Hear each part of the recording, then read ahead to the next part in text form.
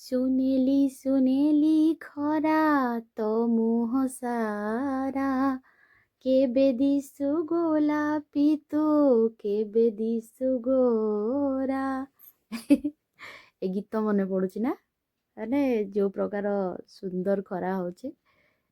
Good evening, ଜୟ ଜଗନ୍ନାଥ। ମୁଁ ସ୍ମିତା ଆପଣମାନଙ୍କୁ ସ୍ୱାଗତ କରୁଛି ଆପଣଙ୍କ ଚ୍ୟାନେଲ ସ୍ମିତା ସ୍ମାଇଲ୍ ଓଡ଼ିଆକୁ। ତ କେଉଁଠୁ ଆରମ୍ଭ କରିବି, ମାନେ କନ୍ଧମାଳରେ ଯେଉଁ ପ୍ରକାର ଥଣ୍ଡା ହେଉଛି, ମାନେ ଆରମ୍ଭ କେଉଁଠି ଶେଷ କେଉଁଠି କିଛି ଜଣାପଡ଼ୁନି। ମାନେ ଦିନରେ ଯେତିକି ଥଣ୍ଡା ହେଉଛି ରାତିରେ ସେତିକି ଥଣ୍ଡା। ମାନେ ଦିନରେ ଯେଉଁଦିନ ଖରା ହେଇଥିବ ସେଦିନ ଦିନଟା ତ ଭଲରେ କଟିଯାଉ, ପ୍ରବଳ ଶୀତ। ଆଉ ଯେଉଁଦିନ ଦିନରେ ମେଘୁଆ ହେଲା ଦିନରେ ବି ଥଣ୍ଡା ଖାଇବ, ରାତିରେ ବି ଥଣ୍ଡା ଖାଇବ। ମାନେ ଆମ ହାତ ଗୋଡ଼ର ଅବସ୍ଥା କହିଲେ ନ ସରେ। ଦେଖିପାରୁଥିବେ କେମିତି ହେଇଛି ସବୁ। ଯାହା ଲଗେଇଲେ ବି କିଛି କାମ ଦଉନି। ବାପରେ କି ଥଣ୍ଡା! ମାନେ ପ୍ରତିବର୍ଷ ଅପେକ୍ଷା ବୋଧେ ଏଥର, ମାନେ ଆଗରୁ କ'ଣ ହଉଥିଲା, ବେଳେବେଳେ କିଛି ମାନେ ଦିନେ ଦିନେ 5 ଡିଗ୍ରୀ 7 ଡିଗ୍ରୀ ବି ରହୁଥିଲା। ଏବେ ଖାଲି ଅଧିକାଂଶ 4 ଡିଗ୍ରୀ ଏମିତି ହିଁ ରହୁଛି। ମାନେ କି ପ୍ରକାର ଥଣ୍ଡା ହଉଥିବ ଜାଣିପାରୁଥିବେ। ଆଉ ଆମେ ଗୋଟେ ଜିନିଷ ଭଗବାନଙ୍କୁ ପ୍ରାର୍ଥନା କରୁଛୁ 3 ଡିଗ୍ରୀ ଯାଇ ତ ଯାଉଛି, କାହିଁକି 0 ହଉନି? ଗୋଟେ 2 ଦିନ ହେଲେ ଟିକେ ତୁଷାରପାତ ହୁଅନ୍ତା, ଆମର ଟିକେ ସୌଭାଗ୍ୟ ହୁଅନ୍ତା। ତ ଏମିତି କଥା। ତାପରେ ଆମର ଏବେ ଥଣ୍ଡା ପ୍ରବଳ ଚାଲିଛି, ପୁଣି ଘରର ଏତେ ସାରା କାମ। ଆଉ ଗୋଟେ ଜିନିଷ, ଆମ ଘରେ ନା କାମ କରିବାକୁ ଏବେ ମୁଁ ଜଣେ, ମାନେ ମା ଥିଲେ ମା ଟିକେ ହେଲ୍ପ କରୁଥିଲେ କିଛି କିଛି, କିନ୍ତୁ ମାକୁ ଆମେ ମାନେ ଯେହେତୁ ଆମର ଥଣ୍ଡା ଛୁଟି ହେଇଯାଇଛି, ଆମେ ସବୁ ଘରେ ଅଛୁ, ଘର ଜଗିବା ପାଇଁ ଆମେ ରହିଲୁ। ମାଙ୍କୁ ଆମେ ତୀର୍ଥ ପଠାଇ ଦେଇଛୁ, ତୀର୍ଥ ଭ୍ରମଣ କରିବା ପାଇଁ, ତୀର୍ଥଯାତ୍ରା ପାଇଁ। ତ ମାନେ ମୋ ଶାଶୁ ମା, ତାପରେ ସେପଟେ ଗାଁରୁ ବି ବାପା ମା ଯାଇଛନ୍ତି।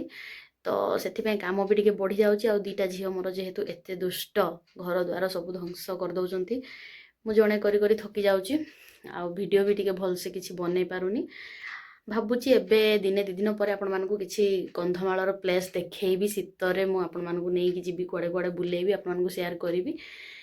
ତ ଆଜି ମୁଁ ଆପଣମାନଙ୍କୁ ବାଡ଼କୁ ନେଇକି ଯିବି, ଦେଖେଇବି ସବୁ। ମାନେ ଯାହା ପନିପରିବା ଲଗେଇଥିଲି ଦେଖିବେ କେମିତି ସୁନ୍ଦର ହେଇକି ପୁରା ଭରପୁର ହେଇକି ଅଛି ଆମ ବାଡ଼ରେ।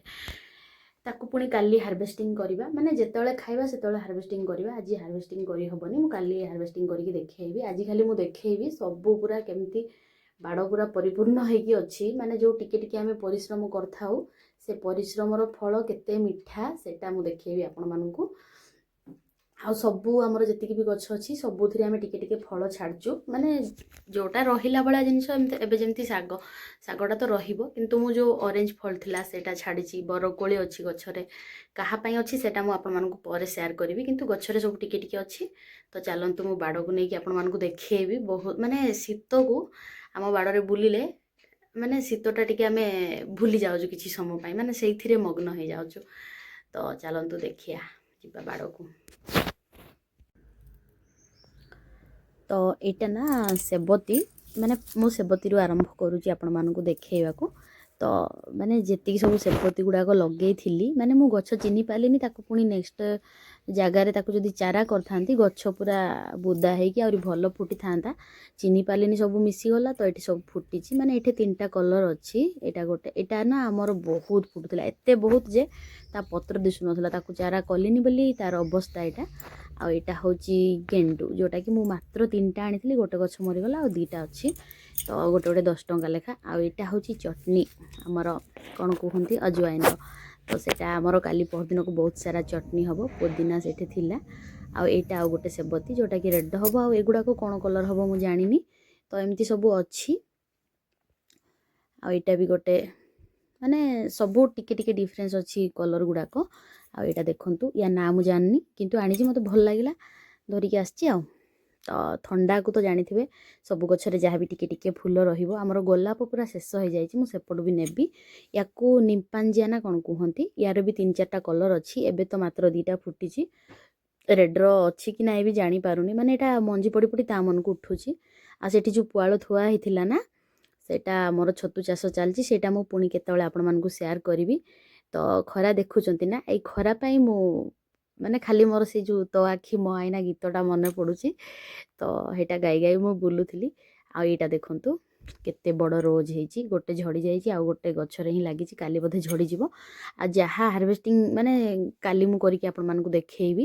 ଆଉ ମଟରଟା ଦେଖୁଛନ୍ତି ନା ମାନେ କେତେ ଛନଛନିଆ ହେଇଛି, ଆଉ ମଟର ସବୁ ଗଛରେ ଭର୍ତ୍ତି।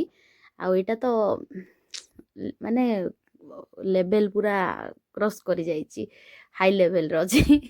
ମାନେ ଏତେ ସୁନ୍ଦର ଲାଗୁଛି ସୋରିଷ, ମାନେ ଆମେ ଏଟାକୁ ଖାଉନୁ, ହେଲେ କିଏ ମାଗିଲେ ଦେଇଦେବୁ, କେତେ ଖାଇବୁ ଡେଲି। ତ ଖାଲି ଦେଖୁଛୁ ଗ୍ରୀନ୍ ଗ୍ରୀନ୍ ହେଇକି ସୁନ୍ଦର ଲାଗୁଛି। ତ ଏଇଟା ସୂର୍ଯ୍ୟାସ୍ତ ସମୟ, ସେଥିପାଇଁ ସୁନେଲି ସୁନେଲି ଖରା ମନେ ପଡ଼ିଯାଉଛି। ତ ବହୁତ ବଢ଼ିଆ ଲାଗୁଛି। ତ ମୁଁ ସେଇଟା କହୁଥିଲି ଆପଣମାନଙ୍କୁ ଯେ ବାଡ଼କୁ ଆସିଲେ ନା ଶୀତ ଆମେ କିଛି ସମୟ ପାଇଁ ଭୁଲି ଯାଉଛୁ, ଏଥିରେ ମଗ୍ନ ହେଇଯାଉଛୁ। ଆଉ ଏଇଟା ହେଉଛି ବିନ୍, ୟାକୁ ଖୁଣ୍ଟ ବିନ୍ କୁହନ୍ତି, ମାନେ ଯେଉଁଟାକି ଲହ ଯିବନି, ଏମିତି ଛୋଟ ଛୋଟ ଗଛରେ ଫଳିବ। ଏଗୁଡ଼ାକ ବି ବେଶୀ ନାହିଁ, ସପ୍ତାହଟେ ଭିତରେ ଏଇ ମଟର ବିନ୍ ସବୁ ହେଇଯିବ। ପୁଣି ସେଇଟା ନେକ୍ସଟ ହାର୍ଭେଷ୍ଟିଂ ହେବ। ଏବେ ଖାଲି ଶାଗ ମୂଳା ଖିଆ ଚାଲିଛି।